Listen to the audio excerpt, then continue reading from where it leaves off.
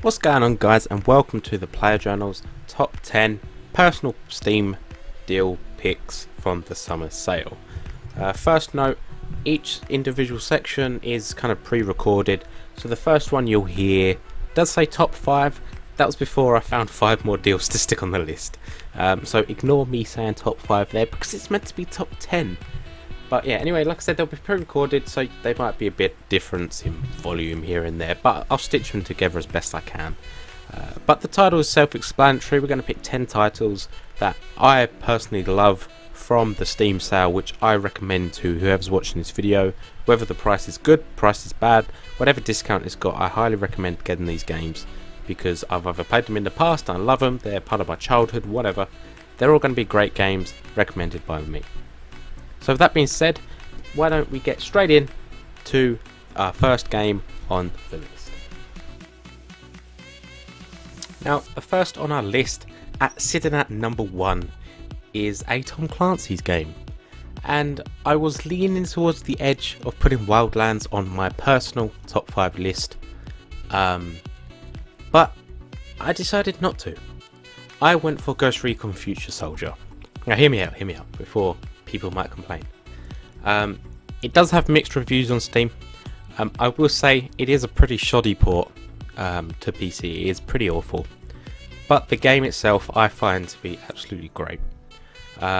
It's where you and your fellow team of ghosts go onto missions, go to the deadly war zones that it says in the Steam description, to eliminate targets, and it works just as the other Tom Clancy's games does. You have you and your extra squad of 3 behind you, and you can pick off shots, to synchronize shots, that's the word. Everything like that. You can go stealth, you can go invisible, you can run in guns blazing or silencer with the stealth, like I said. And it has extra different tools like your drones at your disposal, everything like that. And it all blends into a really nice stealth experience, and it was actually one of the first games I got on PlayStation 3 where I really did enjoy the stealth so much, because I'm not entirely a great stealthy person. But then came along Future Soldier and it made me have a different feel upon stealth, how you don't always have to sneak past a target without killing them. You just have to focus on getting past them without alerting anyone else. So you don't have to take them out and knock them out or anything. You can kill them if you want to, but just try not to alert anyone else. But if you do, that doesn't matter. The game's not automatically over like some other games.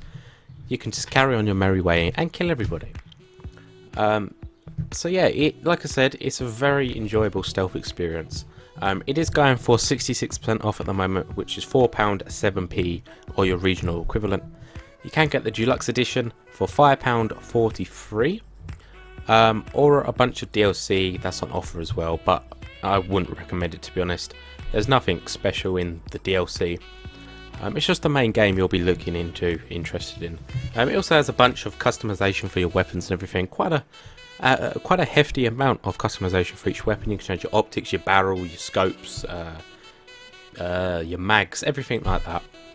And yeah, that's that. So, Ghost Recon Future Soldier, first game to start off the top 5 personal picks in the Steam Summer Sale 2017. Dead Space was actually one of the first games I got on any sort of gaming PC platform, and I still absolutely adore it to this day. Dead Space 2 is an absolutely brilliant successor to its prequel. It follows on, but not to the point where you need to 100% play the original. But it's perfect in every way, and in my eyes, it's personally one of the best horror games that have ever been released. And I know that's stretching it quite far, but that's what I fully believe. So you are Isaac Clarke, and you are on board it's 3 years after you was on board the USG Ishimura from the previous game, and necromorphs are back. They're back, and it takes everything that was great about the first game and improves it 120% in every single way possible.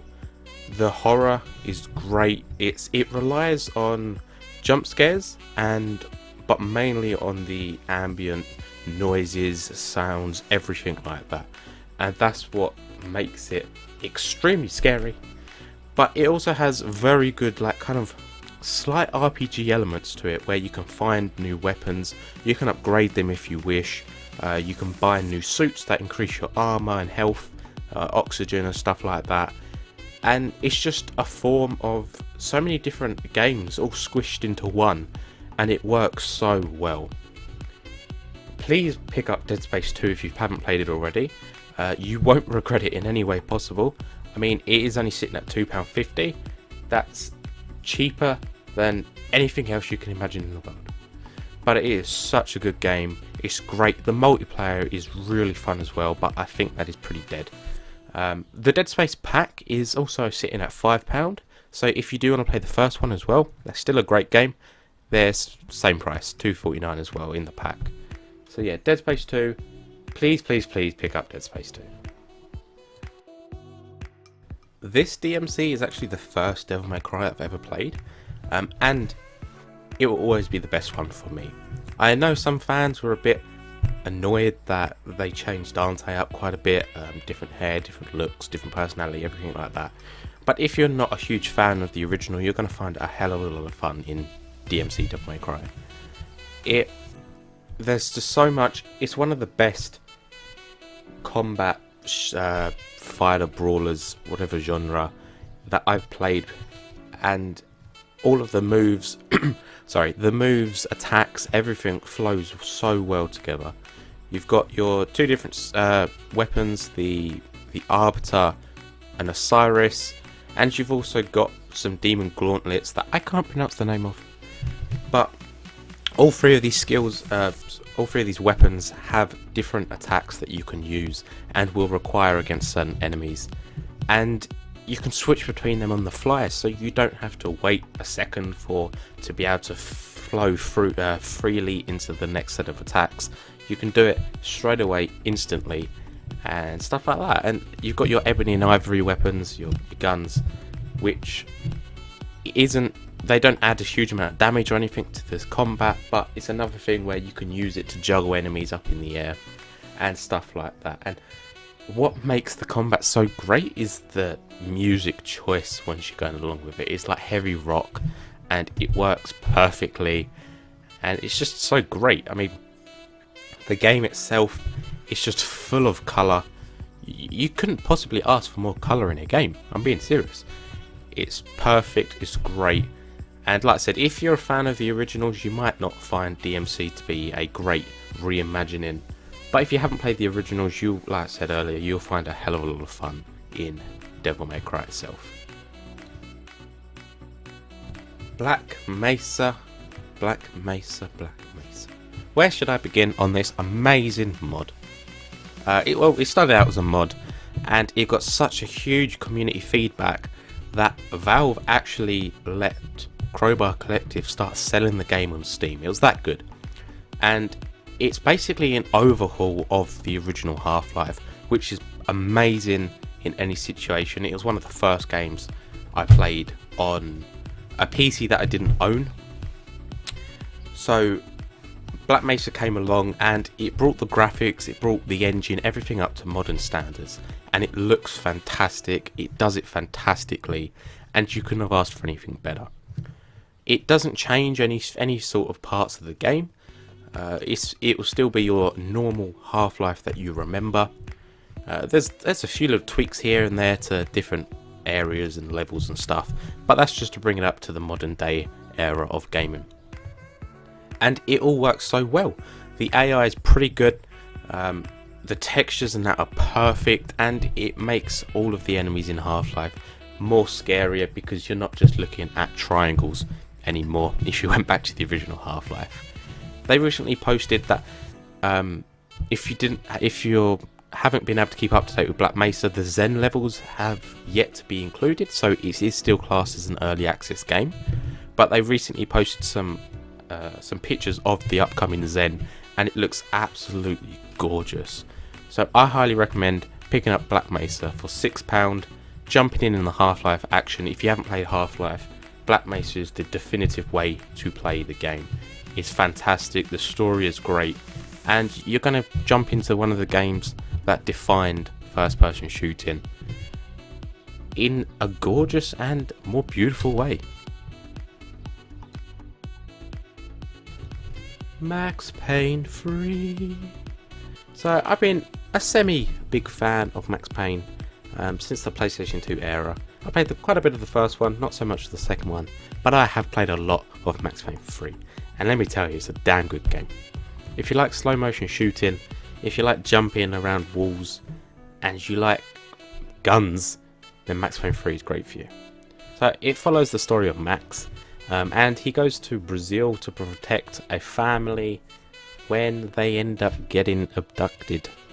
And then it's your job to go and unabduct them in any ways you see fit. So the best thing about Max Payne entirely is its combat, and it's great, it's fluid, it's fluent, everything you can think of is perfect. The cover actions work so well.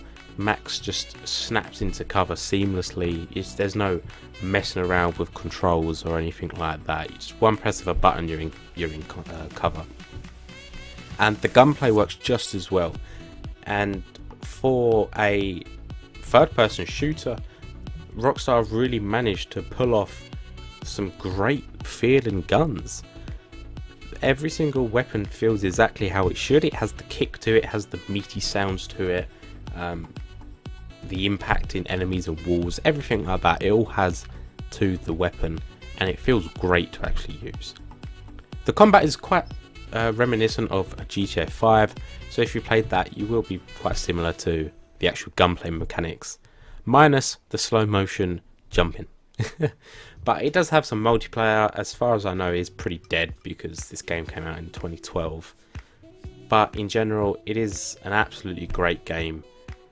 And if you like slow motion diving and beards, because Max has a beard later in the game, it's a great pick at £5.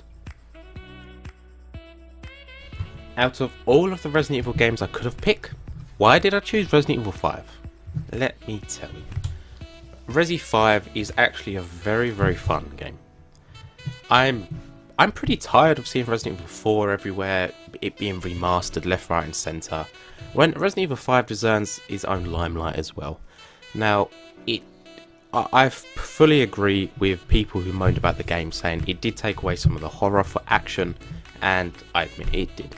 It's very action based, so you get different weapons and everything like that, and it's not as scary because you always have Shiva with you, so you're running into action with 2 players instead of 1.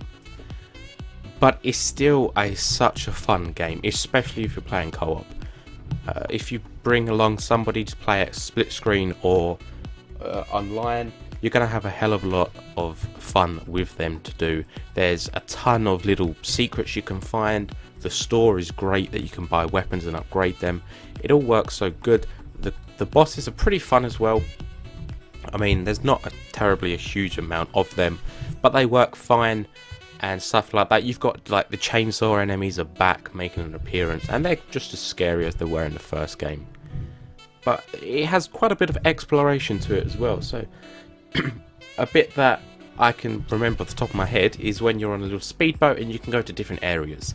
And there's quite a few different islands that you can go to find some little secrets that you don't have to go to. Like there's a broken ship where you can find an RPG on it and stuff like that. And there's also things returning like from the original Resident Evils, like complete it in a certain amount of time and you get a certain amount of weapons and armor for the next playthrough and stuff like that. So it has a lot of content to it, a lot of fun in single player or co-op, to be honest with you, and you can play it through multiple times, and it's not always going to be the same, considering you're going to get your unlimited ammo weapons and stuff like that.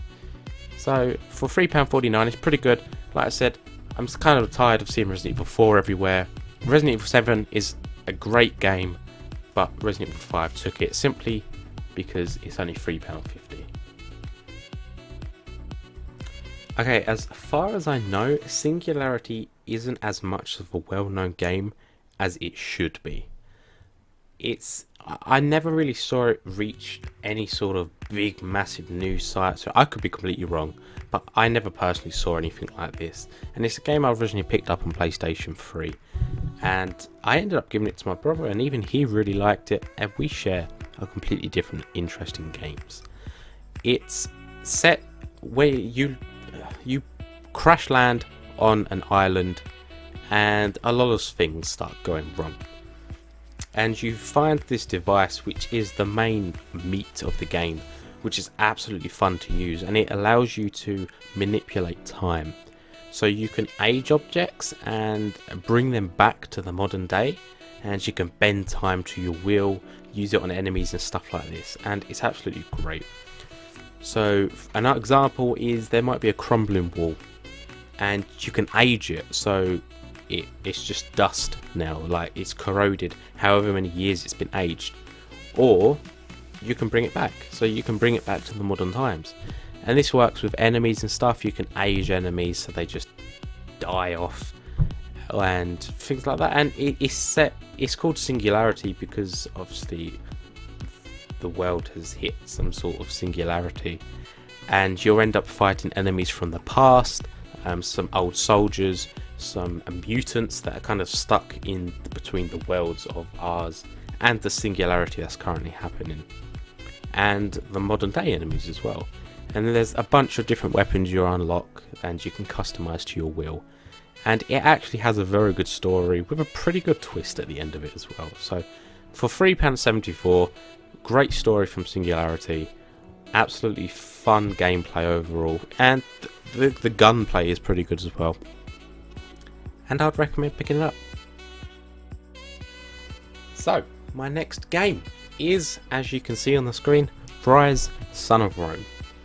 And I know many people may not agree with me here, but just hear me out. Come on, hear me out.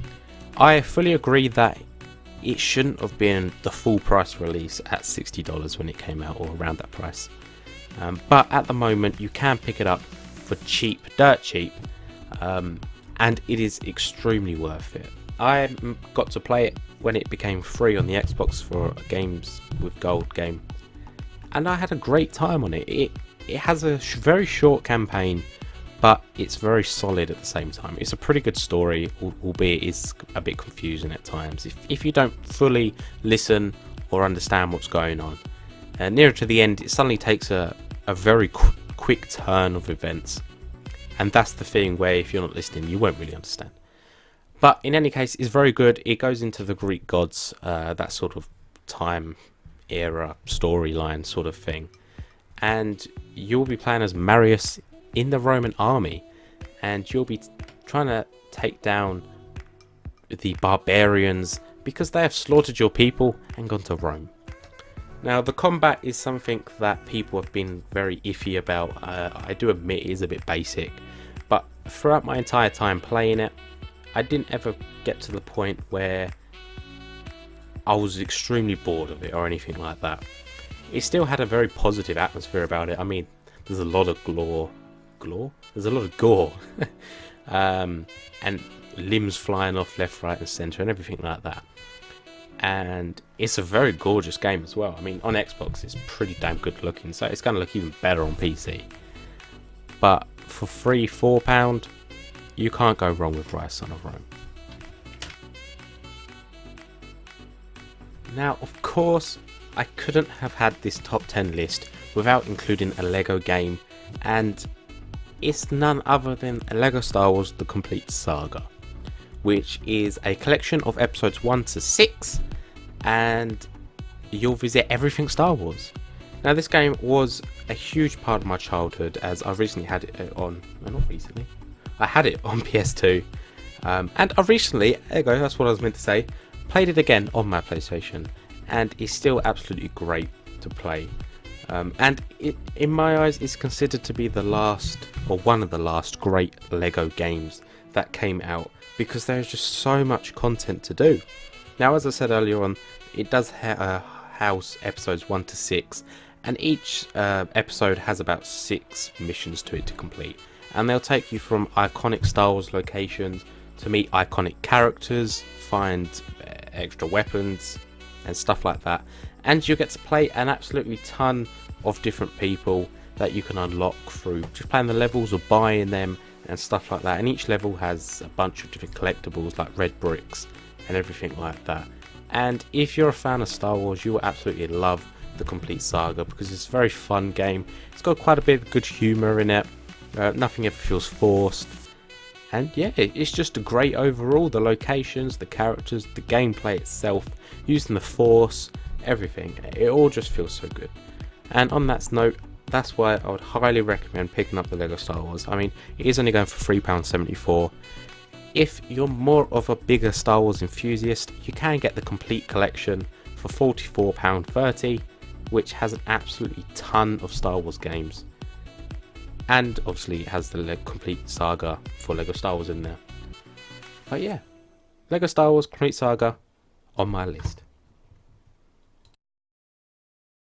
Now, lastly on my list is Saints Row 4, and I was a bit divided between what game to shove last on my list, but I decided to go with Saints Row because I've had quite a bit of fun in it. I have poured quite a few hours into it, and in my eyes it's the best Saints Row to date.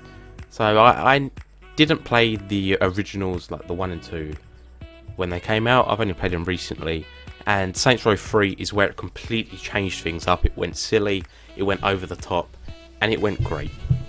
And then Saints Row 4 took that one step further and gave you superpowers in a universe that has been taken over by aliens. And you are the President of the United States. Like, how much more of a silly idea could you get? But it's so silly that it works in every way possible, because it gives you all of the stupid weapons, all of the stupid ideas, and it gives you them in your hands to use on anything you want. So it's a fully open world game. You can go wherever you want. It's got side missions, normal missions, weapons to collect and buy. I believe you can buy certain locations, so you get discounts and stuff on shops, a bunch of customization, and it's just a really fun game. It really is fun. It's co-op, online co-op, so if you have some friends you can hop into the game as well.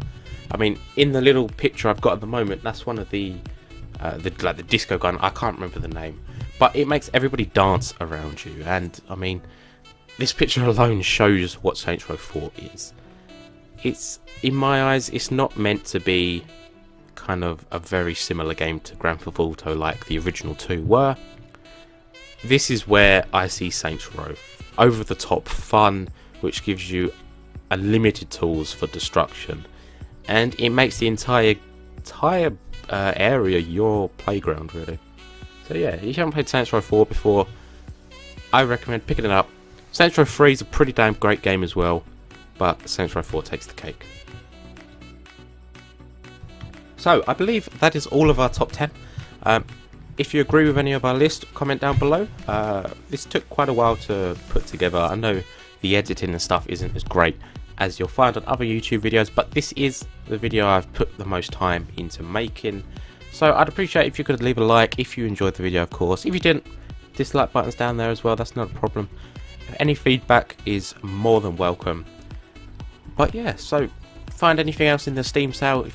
There's a ton of games right now, but this list was just my personal picks and my recommendations. So yeah, if you want to keep up to date with everything like this, I mean, this was a pretty fun video to make. I enjoyed it. Of course, you can subscribe on YouTube, follow us on Twitter, or like us on Facebook. Thank you for watching, everybody.